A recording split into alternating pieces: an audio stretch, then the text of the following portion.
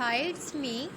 Today we learn about the cardiovascular system, its anatomy and physiology of the cardiovascular system, its alteration also. Structure and function में it deliver oxygen nutrients to the whole body, it removes waste products and pumping of the heart support system. Regulation में क्या है? Afterload and preload. Preload is the filling of the heart. Afterload is the resistance of the ejection of the blood. Cardiac output ejected blood पर minute stroke volume. Alteration में है कि decrease cardiac output myocardial ischaemia जिसमें insufficient coronary artery blood supply, left and right sided failure and hypovolaemia. Conduction system में it is a automatic nervous system, sympathetic parasympathetic both works. Conduction system में SA AV bundle of His Purkinje's fibres and पीक्यूआरएसटी.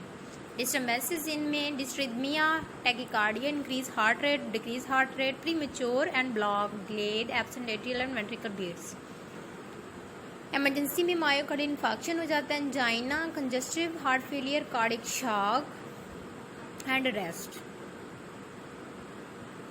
Lifestyle में nutrition, exercise, smoking और कोई भी substance और stress, कुछ environmental factor, ये सारे इफेक्ट करते हैं हमारे कार्डियोवास्कुलर सिस्टम के ऊपर. नर्सिंग प्रोसेस में ये एक सिस्टमैटिक प्रॉब्लम सॉल्विंग अप्रोच है जो कि प्रिवेंट करती है और ट्रीट करती है हमारे हेल्थ प्रॉब्लम्स को और वेलनेस को प्रमोट करती है.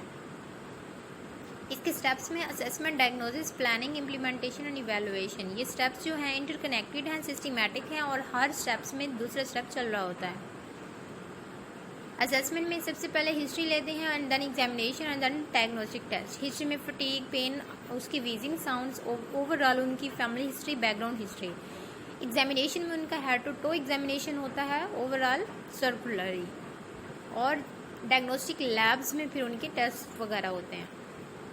डायग्नोसिस में उनके प्रॉब्लम्स की बेस पे बनाए जाते हैं जो कि नैंडा वर्ड से लिए जाते हैं. Activity intolerance, infective airway clearance, breathing pattern change. Planning में सबसे पहले गोल बनाते हैं जो कि शॉर्ट टर्म, लॉन्ग टर्म होते हैं. आउटकम बनाते हैं, प्रायोरिटी सेट करते हैं and then collaborative care. Implementation में हेल्थ प्रमोशन है जिसमें वैक्सीन्स और कुछ मॉडिफिकेशंस हैं एनवायरमेंटली. इवैल्यूएशन में उनकी पेशेंट केयर चेक की जाती है एंड देन पेशेंट एक्सपेक्टेशंस. अगर पेशेंट सेटिस्फाई है एंड देन हमारा गोल अचीव हो चुका है तो डिस्चार्ज हो जाता है, अगर नहीं तो उसे वहीं रखते हैं. सेप्सिस में presence of micro organism, asepsis में absence of micro organism. Medical sepsis में क्या होता है कि टेक्निक, प्रैक्टिसेस जो होती हैं पैथोजेंस को स्टॉप करने के लिए, ट्रांसफर को या कम करने के लिए. गाइडलाइंस में hand washing is the basic guideline of the medical sepsis में हमें करेक्ट प्रोसीजर आना चाहिए. These are the steps of the hand washing, like wash your pan, scrub each fingers and then dry your hand.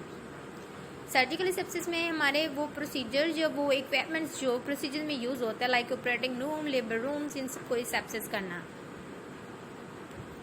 Practice question में एक patient आया है chest pain के साथ, असेस करें कि उसका कार्डियक है या रेस्पिरेटरी या जीआई है. तो क्या ये प्रॉब्लम है